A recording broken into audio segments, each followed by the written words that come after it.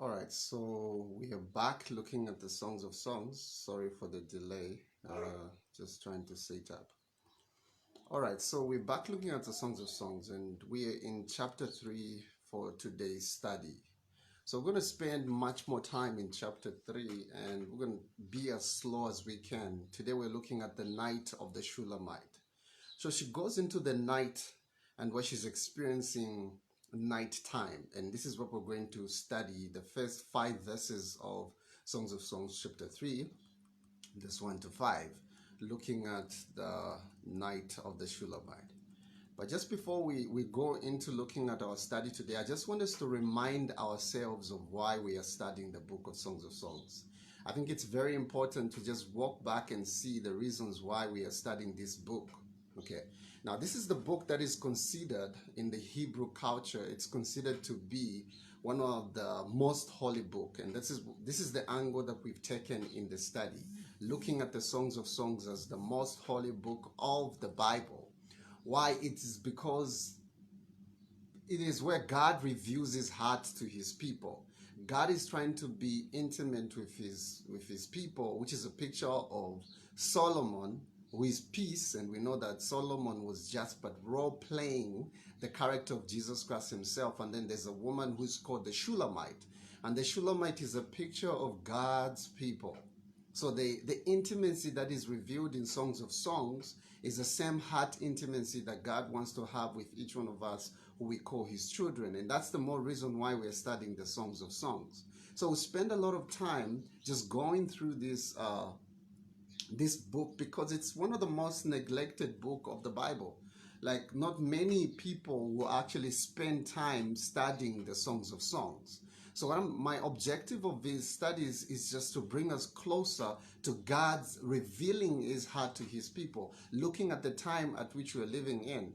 We're living at the time at which we need to have the deepest connection with God because we are tilting at the age of eternity. This is at the time at which the Day of Atonement is taking place in the most holy place today, where Jesus Christ is engaging into a marriage with his bride. So it's a picture of the bride and the bridegroom coming together. And this is why the Songs of Songs is very essential as a book to study as a Christian. And this is why we're spending all this time going through the Songs of Songs. So having said that, I want us to go to Songs of Songs chapter 3. Today we're in chapter 3. So we're going to begin reading from verse 1 to 5. And then we'll spend much more time just going through verse 1 to 5, trying to see what God's thoughts are to us as his people. So I'm reading from verse 1. It says, "By night on my bed I sought him whom my soul loveth. I sought him, but I found him not." Verse 2, "I will rise now and go about the city in the streets. In the broad way I will seek him whom my soul loveth.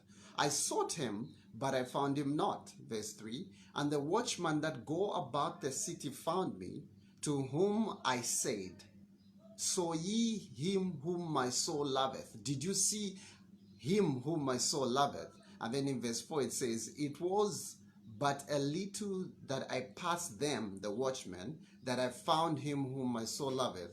I held him and would not let him go, until I brought him into my mother's house and into the chamber of her that conceived me." And then in verse 5, she goes into the chorus of the song. She says, "I charge thee, O ye daughters of Jerusalem, by the roads and the gazelles and the hinds of the fields, that ye steer not up until he pleases." So this is going to be the center focus of our study. This night time, when this woman goes through a searching for whom her soul loveth, and we know that's the picture of Solomon, and that's a picture of Jesus. Okay, she's searching for him whom her soul loveth, and this is what we're going to spend time looking at. So if you look at verse 1, it says in Songs of Songs chapter 3, verse 1, it says, "By night on my bed I sought him whom my soul loveth." So it was by night on her bed. She's sleeping and she is seeking him whom her soul loveth. And that's a picture of who Jesus Christ is to us. But it was by night and it was on her bed. Now, if you look at the word night itself, we'll have to break down some of these words to understand what's going on in these verses for us to have a clear understanding of what God wants us to know. So let's take a few steps, walking slowly but surely through these verses. We're not going to chew the food very hard. We're going to spend time actually chewing, spending time eating the Bible and beginning to understand, what does this word mean? By night on my bed I searched for him whom my soul loveth. The word night is from the Hebrew word, the stairs, like to go up the stairs. That's night. If you look at the word, if you look at the verse in 1 Kings chapter 6 verse 8, I just want you to see where this word night is coming from, so that we follow through to know what she means when she says by night on my bed. So in 1 Kings 6 verse 8, it says, the entrance of the lower store was on the south side of the house. Now, this is talking about Solomon when he's building the house of God, or the temple of God, as we know it from the scriptures. She says the entrance on the lower store, it has different stores. There's store 1, 2, and up to 3, I guess. So the stairs were going up. It says the entrance of the lower store was on the south part of the house, and one went up by the stairs to the middle story. And from the middle story to the third. So the stories were different. The story 1, 2, up to 3. So there was a staircase that was going down. So that word in 1 Kings chapter 6 verse 8, which says one went up by stairs in the middle. That word stairs is the root word for the word night. Now we're saying that the Shulamite woman is on a bed by night, seeking whom her soul loveth. Okay, and that's the same concept of what you find in the Bible when Jacob is sleeping in a valley, and then he starts to dream of a ladder that is coming from the earth going up to heaven, and then there are angels that are descending and coming down. That's the same concept of the stairs going up. Okay, and we know that the ladder itself is a picture of Jesus, through which we have communion with heaven, through which the angels have access to us as human beings. So that was the covenant reality of how Jacob formed the covenant with God when he was in despair, when he was running away from his brother and going to a different place. So that's Jacob's ladder. That's the same stairs. That's the root word of the word night. Okay. Now, when you look at the picture graph, the pictorial graph, now I'm going to sound as if I'm chasing a rabbit, but I'm actually trying to give us a true picture of the thoughts of God according to the scriptures of what this word actually means. If you look at the picture graph of the word night, okay, it's made of 3 characters. There's what in the ancient Hebrew, they used to write characters like in the Chinese, how the Chinese write their language. So there are these different characters. So the word night was made up of 3 characters. It was, the first character is called lamed. Now the lamed is a picture, it's a character of a staff, a wooden staff that a shepherd would use to probe or to direct or to guide the sheep. Okay, so it was made of lamed, and then there was, in the middle, there was the valve. Now valve is a picture of a nail. And we know that a nail is used to secure something or to connect something. It's also a picture of the nails that pierced Jesus Christ on the cross of Calvary. And then the end, the other later is actually just a repetition of the word lamed. So you have lamed, valve, lamed, and that's a picture of the night. So when the Shulamite is on her bed at night, it's a picture of her, of lamed, valve, lamed. Okay, and that's a picture that we're seeing from the pictorial graph. Now, what's the significance of this word night? Okay, lamed is the only letter in the Hebrew alphabet that protrudes and goes high. Okay, that's the picture of the lamed, and that's a picture of the staff. Like I said, it's a picture of the staff that the shepherd uses to guide the sheep. It also translates into learning. When you want to learn, it's like you're under a staff. When you want to be disciplined, they will use a rod to discipline and all this. And this is the picture that you're seeing, that Jesus Christ himself entered into the night of his day, the night of his time, I mean. When he came upon this earth, it was a night experience for him. It was when he began his ministry. Even when you look at the word, the letter Lamed, it has got numerical significance of 30. Okay, 30. And 30, at the age of 30, Jesus Christ began his ministry of the Lamed, to be disciplined, to be set apart as our sacrifice. And that's what you're seeing. It was during the night time of him who is divine that he came upon this dark earth. This is considered to be a valley that he came to rescue us. So it's a picture of that stuff where Jesus Christ, came and he ministered. It was through the ministry of his suffering, his going down and lowering himself to a creature, being a creator. Him taking upon human nature is a picture of him coming down to the night. So I hope you're seeing how pregnant just that word night is. Okay, that's a picture that we're seeing. Okay, if you look at Hebrews, in Hebrews chapter 5 verse 8, it says, though he were a son, this is Jesus, yet he learned. That word learned is the same word for the word lamed, which is the main feature in the word night, right? So he learned his obedience by the things that he suffered. So in this case, we're seeing that Jesus Christ himself suffered. He had to suffer for him to be disciplined in his nature, for him to keep his divine nature in check. Because the natural impulse of a divine being that comes to a ruined world is to recreate it.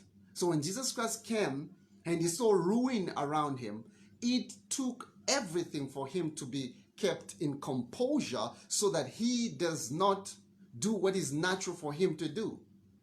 That is why he was tempted more than we are tempted, because he had to keep his nature in check.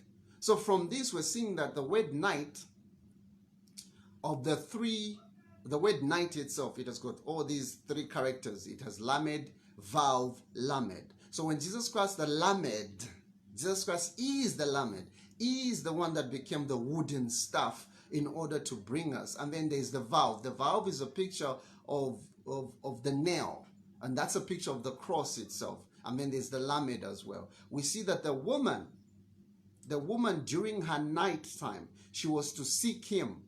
Okay, and it was to seek him that she would find comfort.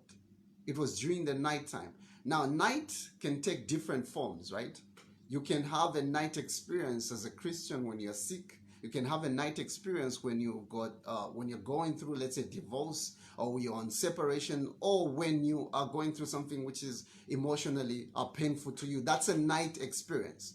But in our night experience, we're to learn to trust in him. We're to learn to look to him. It is a valley experience that we're in when we're in a night experience. Okay, it is a time at which God himself begins to establish his covenant with us. So that is the night. And this is what we're talking about as we go through the Songs of Songs. So Jesus Christ went through the night experience himself as well. If you look at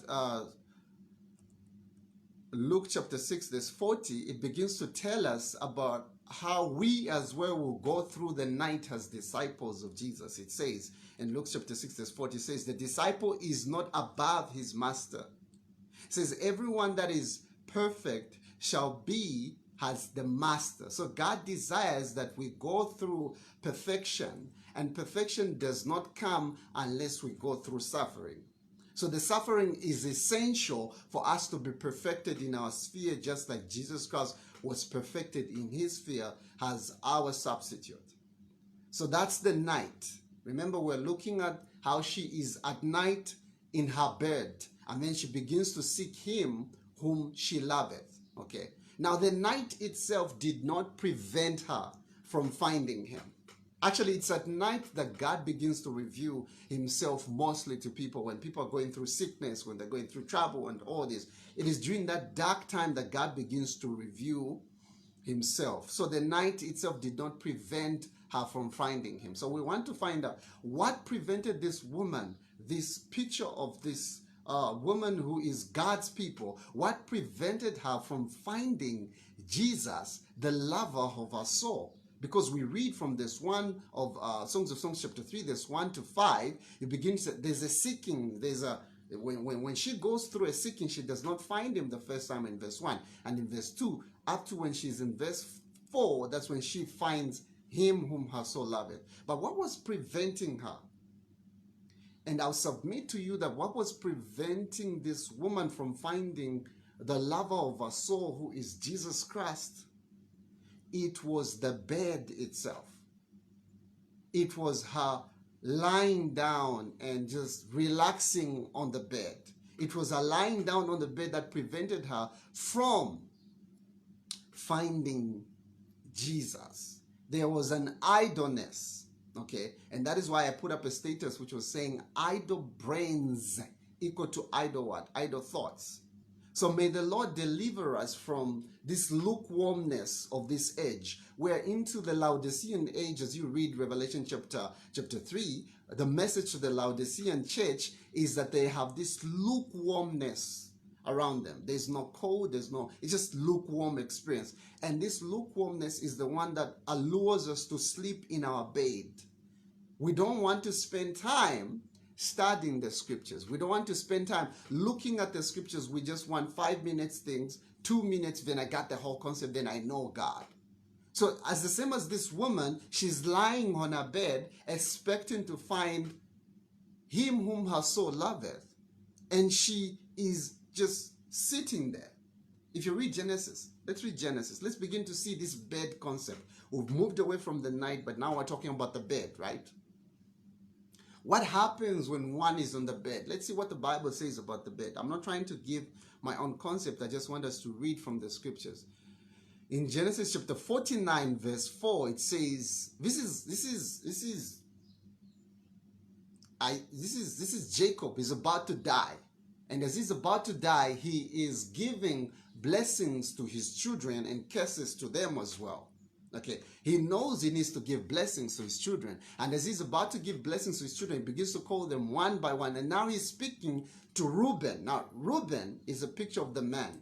Okay, his tribe had the flag of a man, and that's Reuben. It says this in Genesis chapter 49, verse 4. It says, unstable as water, thou shalt not excel. He's speaking to his son now, Reuben. It says, because thou went up into thy father's bed.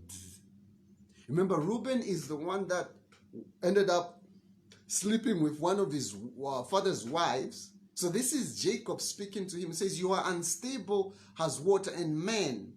You know, in the Bible, when it talks about water, it's a picture of the human beings. When the beast is coming out of the waters is a picture of humans, of nations, of people, and all this. So this is the picture of who we are. It says, unstable as water, thou shalt not excel, because thou went up into thy father's bed. And it says, thou defileth it. You defiled it, and you went up into my couch. So this is also intimating or suggesting to us or echoing to us the reality of what Satan was doing in heaven. Satan says, I will be like the Most High. Satan was striving to take the position of God himself. This is the same kind of nature that has been translated into us because we obeyed Satan through the disobedience of Adam. So we became unstable as water. We are as Reuben was, who went into his father's bed and then defiled it. He went up into his couch. In 2 Samuel chapter 11, we're continuing looking at the bed. This woman is on a bed and then she's seeking whom she may love. And we're saying that the bed is the number one thing that prevented her. It's the place of covetousness. It's the place of our nature itself. The nature that is touched by the devil. Remember, the devil is the one that went up, wanting to be up, same as Reuben. I'm just trying to give you the cosmic picture of these verses as well. If you look at 2 Samuel chapter 11, verse 2, talking about the bed, and it says, and it came to pass in the evening tide that David rose up from his bed. This is now David. His friends are fighting the battles, and they are fighting battles, but he comes back from the battle. He goes to sleep, and then he rose up from his bed. And then he goes to view a woman on the balcony, and then he sees Bathsheba. She was so beautiful, and he gets enticed. This is what happened when we are in the bed arrangement. Okay. In Micah chapter 2, let's read these verses about the bed in the Bible. In Micah chapter 2, verse 1, and then read Psalms 36, verse 4. It says, woe unto them that devise or devise iniquity and work evil upon their beds. So I'm just trying to give you a picture of what is associated with the bed itself. In Psalms 36, verse 4, it says, he deviseth mischief upon his bed. So there's mischief that comes from the bed. Remember, this woman is lying on the bed, hoping and seeking the one whom she loveth. Okay, and this is a nighttime. It says, let's go to Proverbs chapter 7, verse 16. It says, this is the woman. Now, the Proverbs chapter 7 woman is the harlot, the prostitute woman. Okay, this is not the woman of God, but this is the harlot. This is her mentality. This is what she says in Proverbs chapter 7, verse 17. It says, I have perfumed my bed. Let's start from 16. It says, I have decked my bed or covered it with tapestry, with carvings works, and with fine linen of Egypt. Now, the linen is always an apparel or something that you wear. It's a linen. So it's been covered with linen or a bed sheet from Egypt. Now, these are the coverings of Egypt. These are the Babylonian garments, the goodly garments of Egypt that have been covered on this bed of this adulterous woman or the prostitute, right? And then she says in verse 17, I have perfumed my bed with myrrh, with aloe, and with cinnamon. She's prepared the bed for her lover, and she is the prostitute woman. This is a picture that we're seeing with the bed arrangement. So there's this prostitute woman, and God is warning this man who walks in the street. And as you can see, this woman as well, of Songs of Solomon, she begins to seek for whom she loveth in the streets. We'll go to that. But let's go to Isaiah. Isaiah 56, verse 7. It says, upon a lofty and high mountain thou hast set thy bed. So instead of setting the bed where God wants us to set our bed, and that is in the valley, this woman has set, when Israel was in idolatry, worshiping idols, and they became idol worshippers, they set their beds upon high. So it's a stately bed. It's actually called a stately bed in the Bible as well. So there's the stately bed mentioned in the Bible. It says, you've set your bed upon high or up on the mountain. Hitherto thou went up to offer sacrifices. God is trying to tell us something about the bed. Okay. Ezekiel chapter 23, verse 17. The Bible has this to say. It says, and the Babylonians came up unto her into her bed of love. So it's a picture of this woman who is an Israelite yoking herself with the Babylonians who came up into a bed of her love, and they defiled her with their whoredom, and she was polluted with them, and her mind was alienated from them. So this is the picture of the violation that happens as a result of uniting with Babylon, spiritual Babylon. So far, we're seeing that the bed is a place where you take counsel with yourself.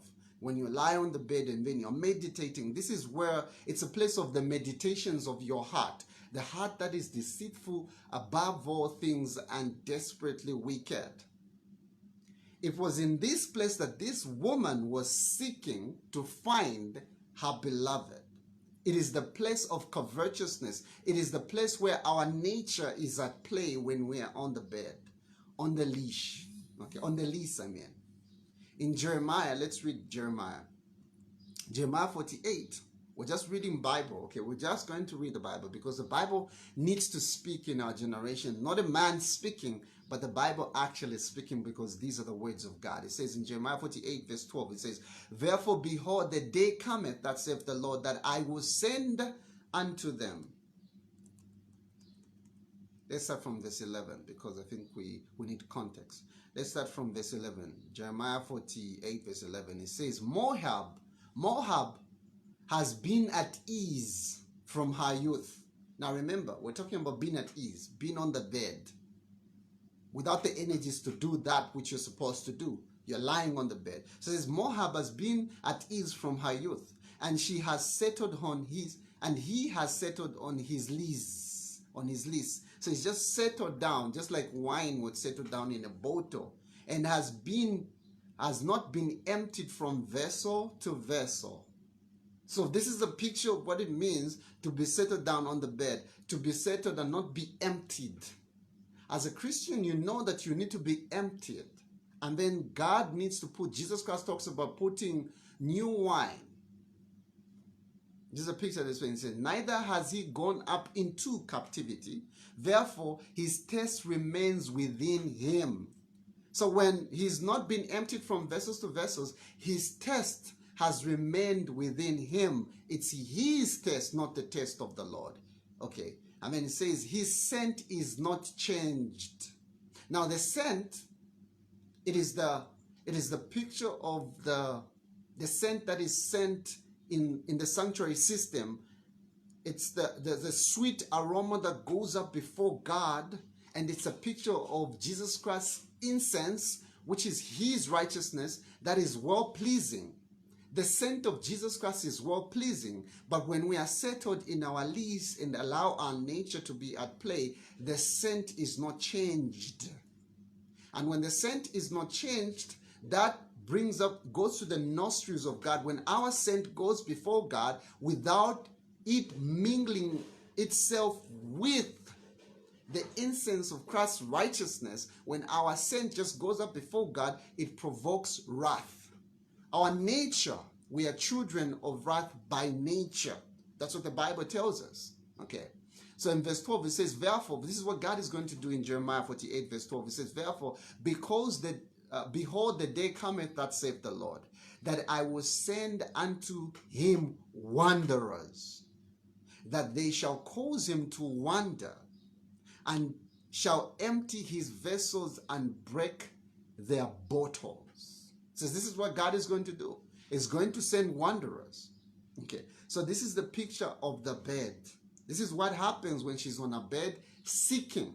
Okay, she is seeking on her bed whom she may love, but there is another lover in the bed. They are the Babylonian lovers that comes in and defile her. Okay, because that's what it means. Babylon loves the luxury of the nature, of feeding into our nature. So the Babylonian king is on her bed, and it's not the one whom she seeks, whom her soul loveth. This is where the church is right now. She is being defiled, theologically speaking, by the Eastern sensual gospel, the Eastern mysticism of Hinduism, of Buddhism, of all this stuff are propping into the church, and the church is being defiled because she's seated on her lease thinking she's seeking God, but she's not finding him whom her soul loveth. It's the Babylonian gospel that is coming into the church. She's not seeking him in the right places. She's not seeking for him in the right places, and you see in the right place where you'll find him whom your soul loveth. She needs to get up from her bed. And that's what we need to do. We need to get up from our bed, from our ease, and expecting to listen to all this stuff in order for them to be given to us on a silver platter. We need to seek him. This woman, she's seeking God, but she's seeking God on her bed. And she's been defiled by all the things that are coming, the old lovers and all this. You need to seek him. She needs to get up. Okay, in Proverbs chapter 6, let's read Proverbs chapter 6. Proverbs chapter 6, verse 9 and 10 to 11, it says, How long will you sleep, O sluggard? This is the book of wisdom. And the book of wisdom is trying to give us a picture of what it means when you sleep. You become a sluggard. And when are you going to rise out of thy sleep? Why are you seated there thinking you're going to find Jesus in your sleep? It says, and then it says in verse 10, Proverbs chapter 6, verse 10, it says, Yet a little sleep, a little slumber, a little folding of the arms, so shall poverty come upon thy, like the one, so that shall poverty come upon you like the one that is traveling, or like a thief who is armed. So you're going to think, because you're on your bed and you have your Babylonian lovers on your bed, you're binging on your bed, spending all the time with Netflix and all this on your bed. Let's bring it closer to home now. Spending time and doing all these things on your bed, you're thinking these are the things that satiate and satisfy you. But God says you are full of poverty. You don't understand the poverty that you have. Poverty shall come upon you as a man who is armed. So in verse 2, she stands up and begins to go for him. Let's read verse 2 in Songs of Songs chapter 3, verse 2. It says, I will. This is interesting because she says, I will now. I will rise now. Out of her own will, right? She's prompting herself just like the devil did, like, I will be like the Most High.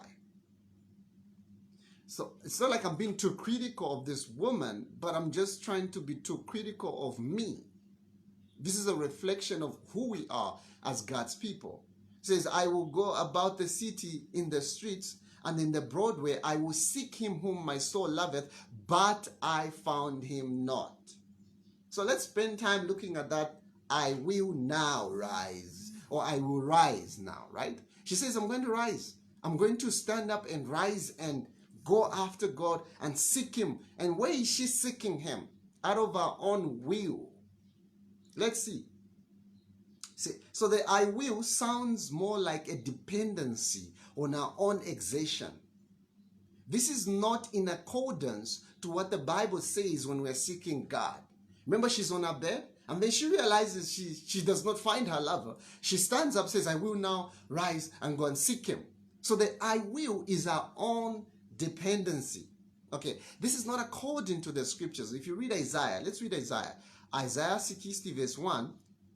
Isaiah 60 verse 1, it says, rise and shine, for thy light is come. Now this woman is in the night. She's not rising because the light has come. She's rising because she is exerting so much self-confidence that I'm going to find God on my own. It says, rise and shine, for that light is come.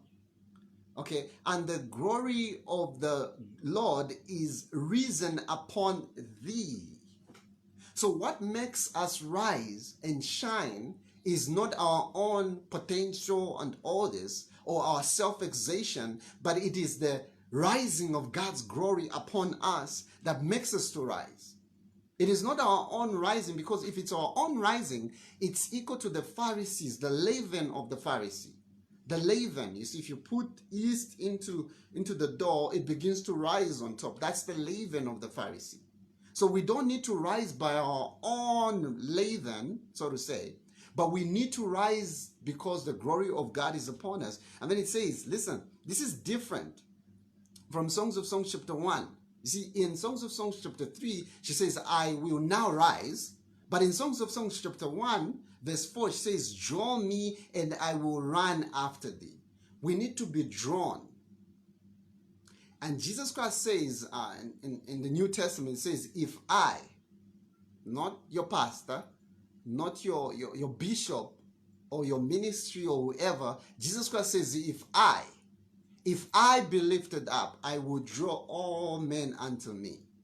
So when this woman says, I will, it's based upon her own dependency. It's not based upon the prompting of God or the being drawn by God so that she can run towards him. It's a different picture altogether. And this is a cautionary tale to most of the ministries that are born out of rising on their own. There are people who wake up and say, I'm a prophet.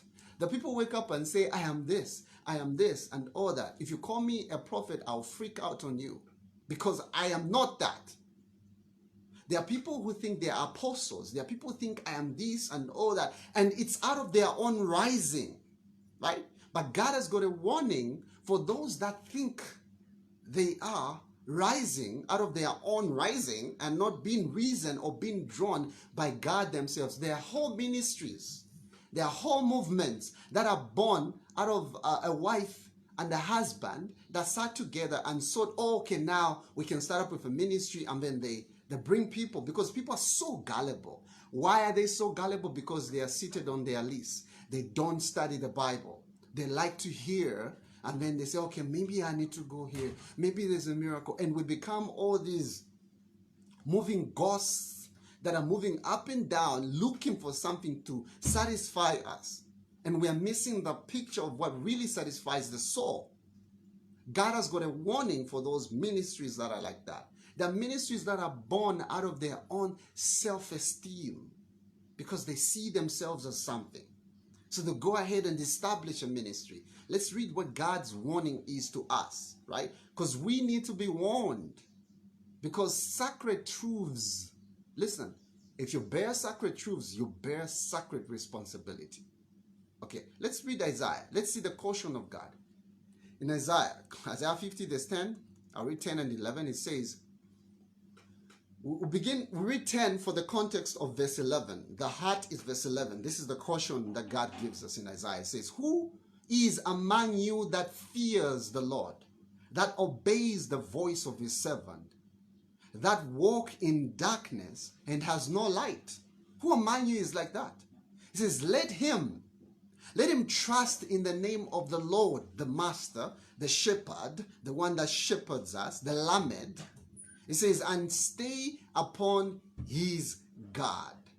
And then in verse 11, he gives a caution. This is the caution, you preacher of so-called gospel. This is the caution that God gives. Listen to what he says. He gives a caution in verse 11. He says, behold, O ye that kindle a fire. This is your rising. You kindle a fire and you encompass or you surround yourself with its sparklings, the sparklings or the flames of the fire. You surround yourself with that fire. It says you walk in the light of your own fire, and in the kindlings or the sparklings of your own kindlings, ye shall have of my hand. This is what you're going to get from me, because if you start up your own fire, okay, ye shall lie down in sorrow, says God.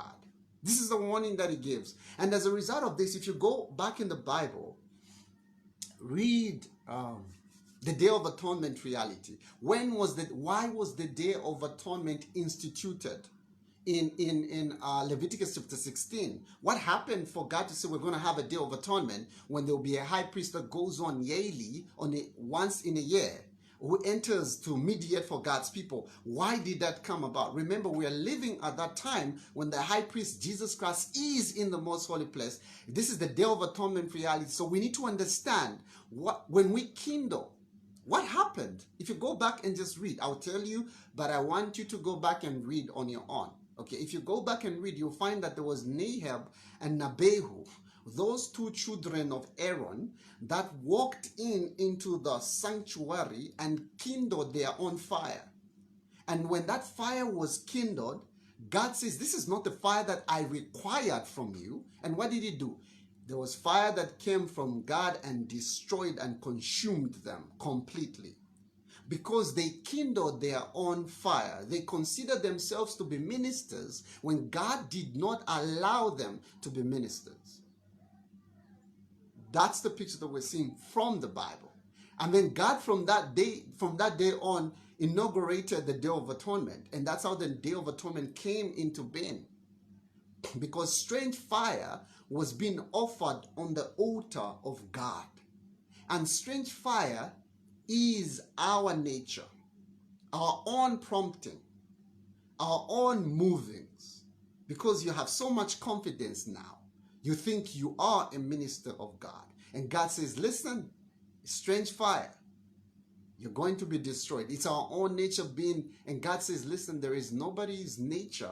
The fire that is going to be accepted in my sanctuary is the fire that I kindle. And that's the fire of God. Something strange coming.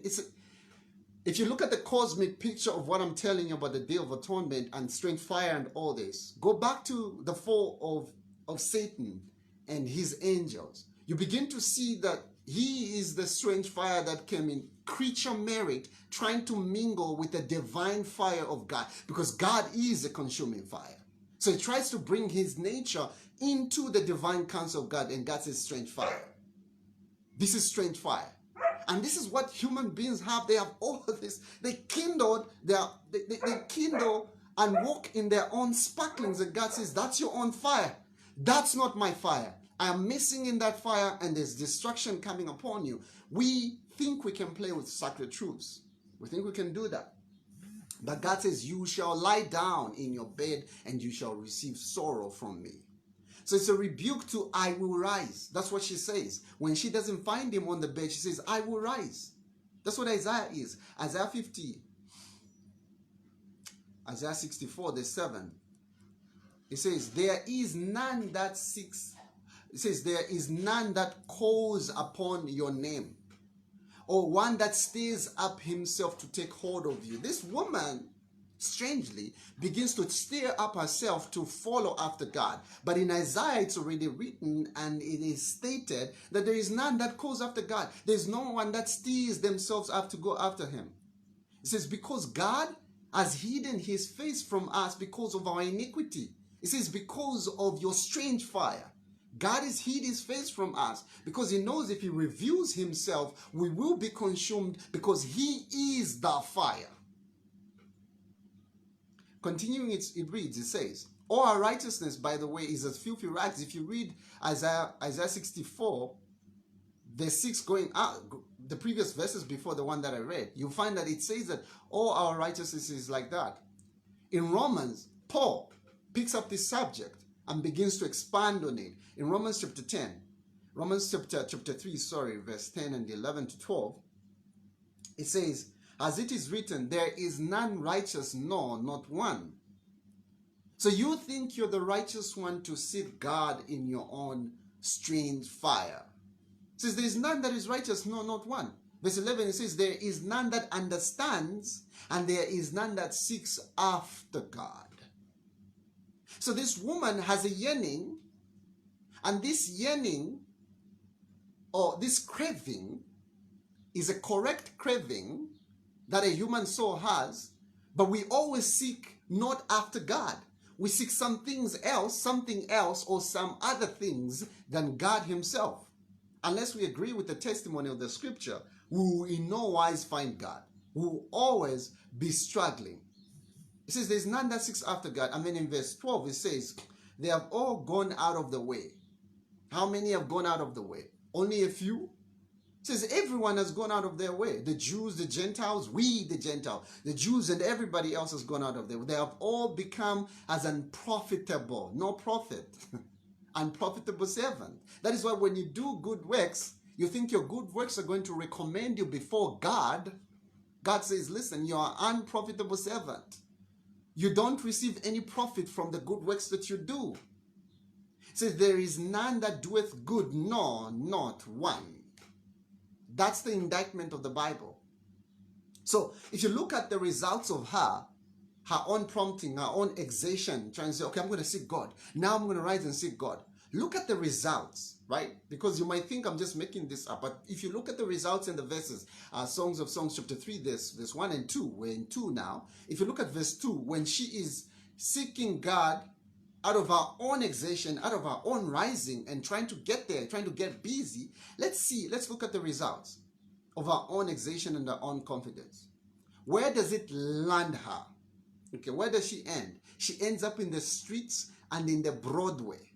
And when she's in the streets and in the Broadway, she does not still find him. Why? Because she was prompted by her own exertion. She goes to the streets and the Broadway. So it's a picture of us as Christians. We go from one church to another church, and to this preacher, to that mission and that mission, to that prayer meeting and that prayer meeting. We are like these lost spirits that are seeking a habitation, but we don't seem to find it.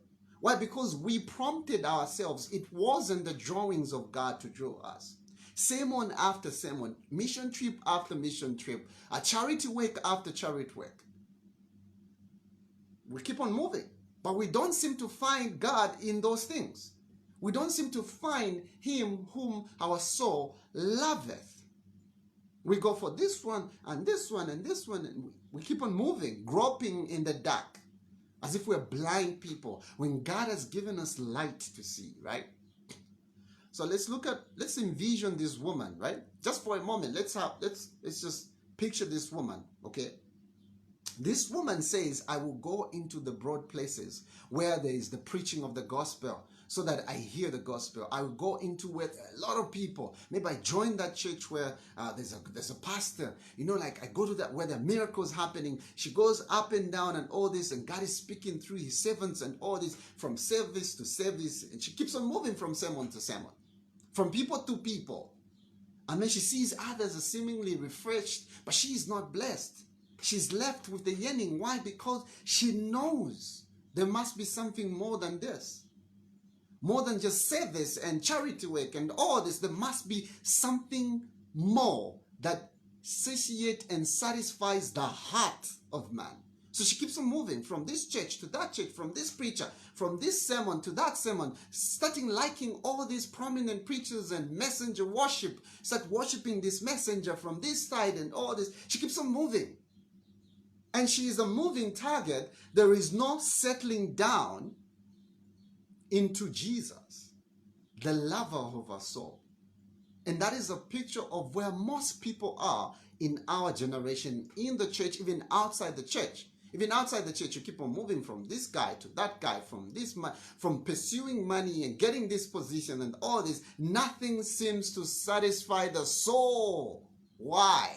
Because only that which is infinite can satisfy the soul. Only the creator of the soul can fill the soul completely. So she keeps on moving. She goes from her friends. Ladies and gentlemen, we can walk about the streets all we want. We can even walk to the golden streets all we want. We can go to the Lord's Supper and eat all the Lord's Supper all we want and feel good. Beautiful institution put there by Jesus Christ as the Lord's Supper. Even the baptism, and feel refreshed and nice. But you discover that even these things do not really satisfy the soul. As important as they are, as important as fellowship is with brothers and sisters, still do not satisfy the soul. She goes into the Broadway and the streets. Let's look at what Jesus Christ says about the Broadway, right? In Matthew chapter 7, verse 13. Maybe we can listen to Jesus, right? Maybe Jesus has something to say to us about the Broadway. Because out of our own exertion, out of our own self-confidence and all this, we've gone into the streets, we've gone into the Broadway, but we still don't find Jesus. So let's look at what Jesus Christ says about the Broadways and the streets. It says, enter ye in Matthew chapter 7, verse 13 to 14 and 15, It says, enter you at the straight gates, for wide is the gate and broad is the way that leadeth to destruction. What? Broad is the way, wide is the gate that leadeth to destruction, and many be which go in thereat. How many are in the Broadway that leads to destruction? Many. This is Jesus, right? You can argue with Jesus. Don't argue with me. I'm just quoting his word, right? That's what I'm trying to do. In verse 14, it says, because straight is the gate and narrow is the way which leadeth to life, few there be in that find it. So there's the Broadway where everybody goes there. You go to churches where everybody goes there. Broad is the way that leads to destruction. But I thought it's a church. I thought we worship the same Jesus. Do not be deceived. The Bible talks about another Jesus, another gospel, and another spirit. Do not be deceived. That's not the Jesus of the Bible. The Jesus of the Bible is different from the Jesus that we usually hear today. Even in the so-called traditional churches, the Jesus that we hear today is different. And in verse 15 of Matthew chapter 7, it says, beware of false prophets, which come to you in sheep's clothing, but inwardly they are ravaging wolves. Jesus gives his warning to those that are in the Broadway, because the Broadway has got ministries that have been prompted by their own sparklings, not ministries that are prompted by God. See, if you really want to see who a true minister of God is, how much of the Bible do they quote? Spend time in the scriptures. Compare all these ministries in the scriptures, not just psychology or understanding of this and all this, as much as psychology has got its place. Listen, our minister of the gospel preaches from the gospel, from the Bible. So this woman is seeking him. She is craving, she is yearning. But she goes into the broadways, she goes into these streets, and then she does not find him still. Naturally, we have a craving for things of the flesh as human beings. So that craving, it's a general lasting after. Now, lasting is not, it's not a bad word, because the spirit also lasts. The Bible says that. The flesh lasts and the spirit also lasts. So lasting is not a bad word. It's a yearning, it's a desire. But it's what we yearn for. But we as human beings have a natural yearning or a coiling after the things of the devil. Naturally, we are these seeking creatures. We're seeking for satiation so that we can be satisfied, so that we can be filled. We're these craving creatures, pursuing creatures. Okay, but the things that we pursue most of the times do not satisfy us. It could be family ties. We want validation from family. We want validation in relationships. It could be all these things that we seek for. Money, sex, and relationships. And we're seeking validations in these things. And God says those things are not going to satisfy you. You think you're defined by those things? You're not defined by those things as a human being. I created you for something more than that. So we are seeking all these validations, and God says, no, that's not going to satisfy you. That is why he allows disappointment to come. He will allow disappointment to come. No money, breakups, divorces, and all this. It's because God sometimes will allow those things to come so that he gets us to understand who he is. Because sometimes you can make your spouse as a god to you. They get to determine your happiness and your well-being. When they have done something to you, they have disappointed you, what do? You lose everything. You lose yourself. You go into depression, very suicidal, and all this. I see all these cases on a daily basis. Why? Because people have put their trust in their relations. It could be family, father, mother, figure, conjugal, whatever. Right? In their money and all this, they have lost this, whatever. And we think these things are the things that satisfy us. And God says, the reason why I brought this disappointment, it is through these dark times you may find me. Through the night that you're in, you may find me. You will bring disease, if possible.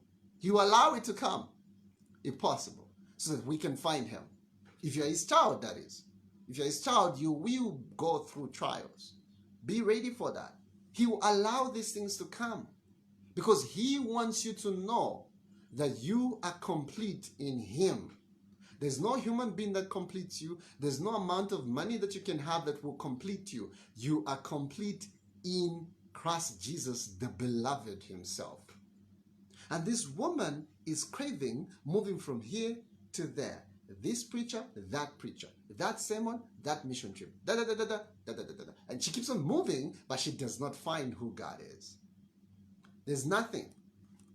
Okay. So she moves on. Let's read now to we're in verse 3 of Songs of Songs chapter 3 verse 3. It says, and the watchmen that go about the city found me and say, and of whom I said. You remember, the watchmen don't say anything. You see in part 2 of this study when again she goes back into her bed. You see, we have a tendency as God's people and God's students to relax. We found Jesus now. Now we can just sit, right? There are people who used to tell me, like, you know, you have so much zeal, you know, the dude's gonna, you will relax one day, you just sit down and all this. Yeah. You just sit down and there will be no more zeal anymore, you just sit. You know, so much zeal, but God says, if you're mine, the zeal will be consistent. And God hates our inconsistent consistency. We're so inconsistent in panting after him, in yearning after him. We're these creatures that like to take our time and just, and like a bear, right? These lazy creatures. This is our nature, right? This is our animalistic nature as human beings. It says, the watchman that go about the city found me, and to whom I say, this is what she said. Remember, they don't say anything. And you see, in part 2, they begin to do something to bring her into that closer, eternal intimacy with the bridegroom. They do something, because at some point she's going to lose him. That's a sad story about human beings. And sometimes we will lose Jesus and it will be time up. That's it. Listen to what it says. And the watchers that go about the city found me, to whom I say, saw ye whom my soul loveth? She's asking them, have you seen him whom my soul loveth? And we don't hear anything from the watchman. We don't hear anything from the watchman. Here's something interesting. Remember, this is a woman who is seeking for her lover. There's another case in the Bible of a woman who has an encounter with Jesus. There are actually two women. I'm not going to talk about the woman at the well, so familiar. Everybody knows that she was a prostitute. Everybody knows that she had different husbands until when she found him, Jesus Christ, who is the seventh husband to her, as the one who puts a canopy around her to give her rest. She had all these, but they never gave her rest. This is what it means, guys. It all comes down to this. There is no human relationship that can give you rest. I want that to sink in. We seek validation from all this. And God says, no. It's not going to give you rest. I will. So Jesus Christ has an encounter with a different woman, not the woman at the well, but a different woman, actually Mary. Listen to this encounter. I want us to relate this encounter to this woman in Songs of Songs chapter 3, verse 3, who has an encounter with the watchman, and then she asks a question. Listen to John chapter 20, verse 15 and 16. And Jesus said unto her, Woman, why weepest thou? Why do you cry? You see, this other woman in Songs of Songs, this woman is not crying. She's just seeking. But there will come a time when she will cry, by the way. It says, Jesus answered and said unto the woman, Why do you cry? Whom seekest thou? Whom do you seek? Remember, this woman is asking the watchers in Songs of Songs chapter 3, says, have you seen? They are not saying anything. But here, Jesus Christ sees her and says, why do you cry? Sees Mary and says, why do you cry? Whom do you seek? And supposing him to be the gardener. So she thought Jesus Christ was the gardener. She said unto him, Sir, if you have borne him where? Hence, tell me where you have laid him, so that I will take him away. See, it's this desire that came from Mary. Remember, Jesus Christ says, whenever this gospel shall be preached, Mary's name shall be mentioned. Mary had this yearning, this desire. Remember, she was a prostitute. She was the woman that never found satiation from this man to this man to this man, until when she met a man who never had any sexual relations with her, but uplifted her in terms of giving her value as a woman. Mary saw a woman would when she had encounter with Jesus, and she loved him. She loved him so much that when the coward disciples were locked up in the upper room, she was there at the tomb of Jesus, crying and says, where have you put him? Show me, so that I may take him away. Even in his death, she loved him. Says, I need him. I wish we could have that spirit of Mary, that we would love Jesus. She loved him. She's weeping, she's crying, but the woman in Songs of Songs is asking the watchers, have you seen whom my soul loveth? She's in a hurry, you see. She's looking. Obviously, the watchers are surprised. What is she doing at night? You see, it's at night that she's walking in the streets looking. What is she doing at night? So in this case, she's asking an interesting question. In Songs of Songs chapter 3 verse 4, it says, it was but a little that I passed them. When she passed the watchers, they didn't have any conversation. In part 2, you begin to see the conversation of what they had or what they did to the woman when she loses the lover again. Because she loses the lover at a certain point again. But she needs to go through a process. And I'm just excited about part 2 because I know in part 2, it applies so much to our time, like so much to 2020. With everything that's happening, it applies so much to it. It says, in a little while that I passed them, that I found him whom my soul loveth. Thank God to the watchman. Without the watchman, we don't find Jesus. We don't find Jesus. These are the watchmen. It says, I found him whom my soul loveth. I held him, and I would not let him go. The same experience with Mary. Until I had brought him into my mother's house, into the chamber of her that conceived me. This is the inner core of our being. She brings Jesus into that inner experience, right? The mother of our souls. She brings him into the church experience. She brings Jesus with her wherever she goes. She carries him into the chamber of our mind and our being. She carries him. So in Isaiah, let's talk about the watchers just a little bit because we'll spend some time talking about the watchers in part 2. But I just want to introduce the watchers whom she has encountered with.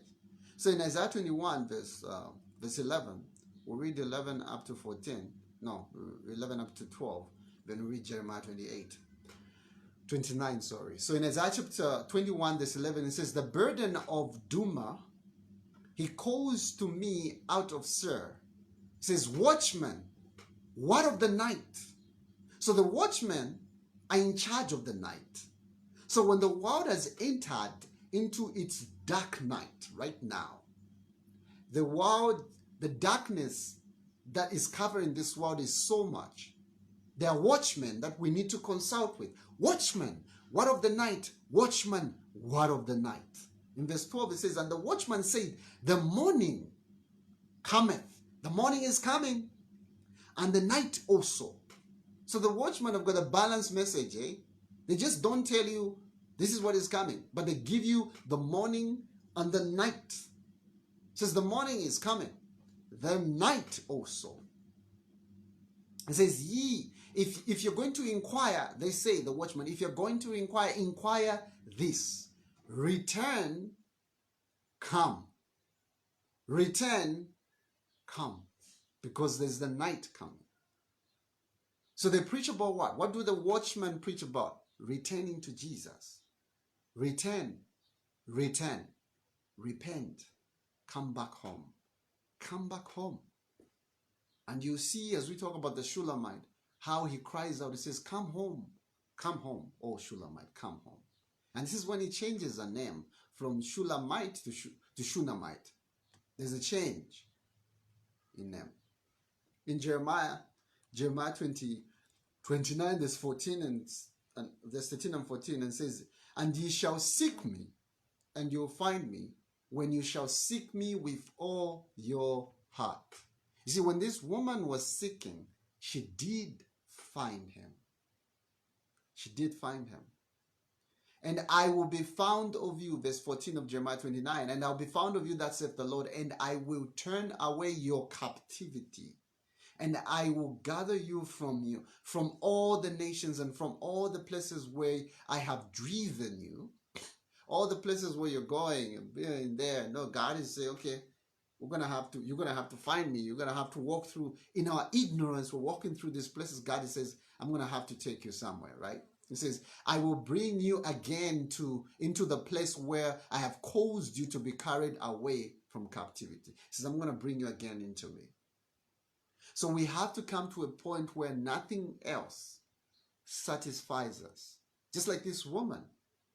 No preacher, no sermon. There is no service that she could do that could satisfy her. She didn't look at these things as the end goal. The end goal of all our services is always Jesus. So we must come to this point where we find only Him that satisfies our soul, and that is Jesus. There is no amount of sex, no amount of money, no amount of anything can satisfy you. You must have the seeking spirit. We're seeking a lot of things in this world, right? We can chase money. We can go to ends of this world just to have the money. Why don't we do the same for Jesus? It's not like we don't have the ability. The ability is there. Like, look, the same way you last for the other things is the same way you can last for the things of God. The same way you will spend time binging and watching those things is the same way you can binge and watch what's in the scriptures. The same way. You still have the same capacities. This is not about capacity. It's about asking the Holy Spirit to draw us, to turn our hungers, the things that we thirst for, to start thirsting for Jesus. That's the truth. So that He satisfies us. There's nothing that can satisfy us in this world. Not in this Humpty Dumpty world. This world is dying.